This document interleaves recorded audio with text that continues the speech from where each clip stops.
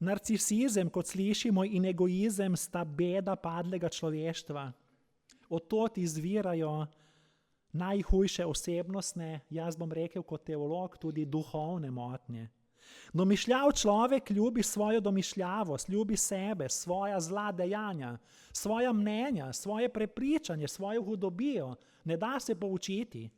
Zato je apostol Pavel akademik o tem tako lepo napisal, da je zadev bistvo, in bom nekaj vrstic prebral iz pisma Rimljanom. Resnico o Bogu so zamenjali z lažjo. Častili in oboževali so stvarstvo namesto stvarnika, ki je slavljen na veke. Zaradi tega jih je Bog prepustil sramotnim strastem. Bog jih je prepustil njihovemu umu, ki ni prestal preizkušnje tako, da počenjajo, kar se ne spodobi.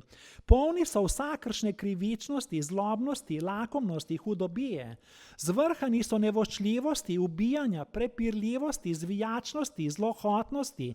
Hujskači so, obrekljivci, Bogu sovražni, objesneži, domišljavci, bahači, iznajdljivi v hudobiji, neposlušni staršem, brez pameti, brez zvestobe, brez srca, brez usmiljenja.